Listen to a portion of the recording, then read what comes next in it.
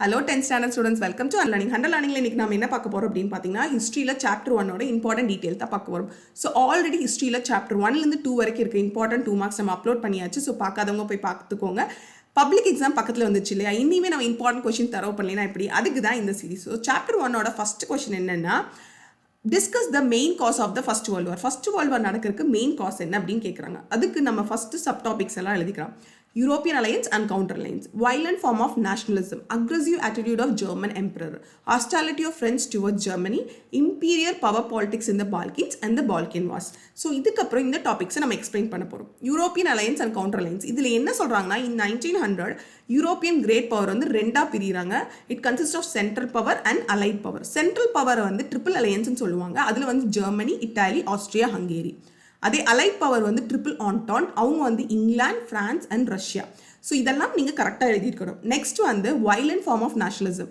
With the growth of nationalism develop ஆக என் country கரெக்டோ தப்போ நான் அதுக்கு சப்போர்ட் பண்ணேன் அப்படிங்கிறது டெவலப் ஆச்சுன்னு சொல்கிறாங்க. அதில் வந்து இங்கிலாந்து வந்து பிளைண்டாக பேட்ரியாட்டிசம் ஃபாலோ பண்ணாங்க. ஃப்ரான்ஸ் வந்து எக்ஸ்ட்ரீம் பேட்ரியாட்டிசம் ஃபாலோ பண்ணாங்க. ஜெர்மனி வந்து thinking highly of German civilisation and culture அப்படின்னு சொல்கிறாங்க. நெக்ஸ்ட் இதுக்கும் ஒரு படி போய் ஜெர்மன் என்ன திங்க் பண்ணாங்க அப்படின்னு சொல்கிறாங்க. The aggressive attitude of German. Emperor Kaiser Wilhelm II of Germany was aggressive. அவர் ரொம்ப அக்ரெசிவாக இருந்தார்.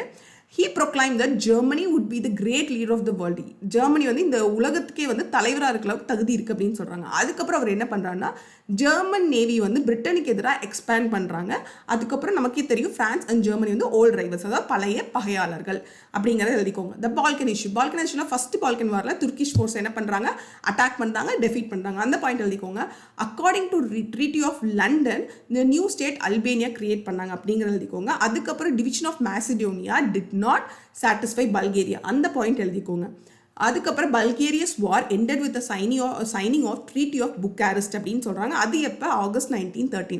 ஸோ பால்கன் இஷ்யூவில் நம்ம என்னென்ன எழுதணும் அப்படின்னு பார்த்தீங்கன்னா, ஃபஸ்ட்டு வந்து நம்ம ட்ரீட்டி ஆஃப் லண்டன் எழுதணும், அதுக்கப்புறம் அல்பேனியா எழுதணும், மேசிடோனியா எழுதணும், அதுக்கப்புறம் ட்ரீட்டி ஆஃப் புக்காரெஸ்ட் எழுதணும். இதெல்லாம் நடந்துட்டு இருக்கு. இமீடியட் காஸ் என்ன, எதனால் இந்த ஃபர்ஸ்ட் வேர்ல்டு வார் வந்துச்சு அப்படின்னு பார்த்தீங்கன்னா, on 28 June 1914 Archduke Franz Ferdinand hired to Franz Joseph, Emperor of ஆஸ்திரியா-ஹங்கேரியோட எம்பரரை வந்து அசாசினேட் பண்ணுறாங்க. யார் அப்படின்னா, பிரின்ஸ் பொசேனியன் ஸ்வாப், அதாவது பொசேனியாவை சேர்ந்தவர் வந்து அட்டாக் பண்ணுறாரு. இதுதான் இம்மீடியட் காஸ். இதை நீங்கள் கரெக்டாக ஏர்போர்ட் எழுதணும். அப்புறம் யார் அசாசினேட் பண்ணால் எதுக்காக பண்ணாங்க அப்படிங்கிற எழுதி இந்த கொஸ்டின் நீங்கள் முடிச்சுக்கலாம். நெக்ஸ்ட் கொஸ்டின் பார்த்தீங்கன்னா, estimate the work done by League of Nation. League of Nation என்னென்ன ஒர்க் பண்ணுச்சு அப்படின்னு கேட்குறாங்க. So first League of Nation எப்போ ஃபார்ம் ஆச்சு, 1920 அப்படிங்கிறத எழுதிக்கோங்க.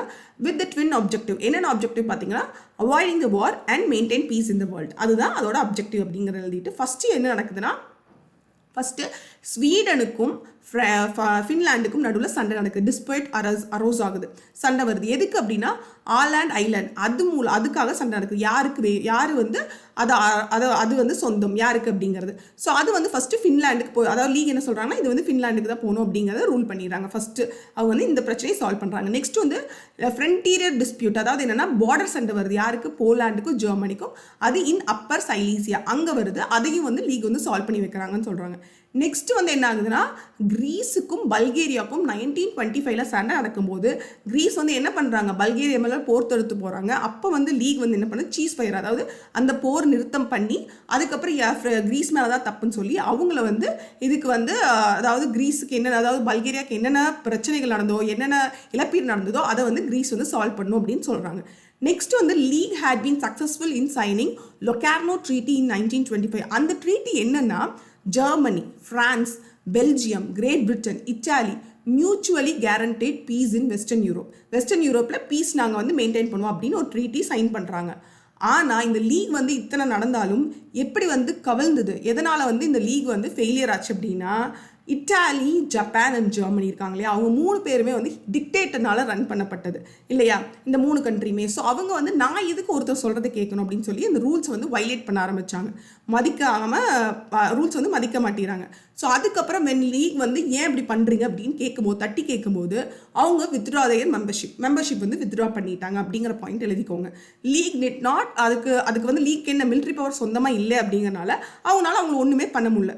ஸோ இது வந்து என்ன நடக்குது, லீக் வந்து இதெல்லாம் பார்க்குது. இந்த மாதிரி எல்லாரும் மெம்பர்ஷிப்லேருந்து வெளியே போகிறது, யாரும் அவங்க சொல்கிறது கேட்கறது இல்லை. இந்த மாதிரி வந்து ஈவெண்ட்ஸ் வந்து விட்னஸ் பண்ணுது. கடைசியாக பார்த்தீங்கன்னா 1946 லீக் வந்து டிசால்வ் ஆகுது அப்படிங்கிற பாயிண்ட் எழுதிக்கோங்க. நமக்கு வந்து 4 விஷயம் தான். அவங்க யார் கூட என்னென்ன பிரச்சனை வந்து அதை எப்படி சால்வ் பண்ணி வச்சாங்க லீக் அப்படின்னு எழுதிக்கோங்க. ஸோ ஃபர்ஸ்ட் பாயிண்ட் வந்து லீக் எதுக்கு கிரியேட் பண்ணாங்க, அதுக்கப்புறம் வந்து அந்த பாயிண்ட்ஸ் எழுதிக்கோங்க, என்னென்ன சாதிச்சுதுன்னு எழுதிக்கோங்க, அதுக்கப்புறம் லீக் எப்படி ஃபெயில் ஆச்சு அப்படிங்கிறத எழுதிக்கோங்க. ஸோ இது 2 தான் நம்ம சாப்டர் 1ல் இருக்க இம்பார்ட்டன்ட் டீட்டெயில்ஸ். ஓகேயா? ஸோ நெக்ஸ்ட்டு நம்ம சாப்டர் 2ஓட டீட்டெயில்ஸ் பார்க்கலாம். பாய்.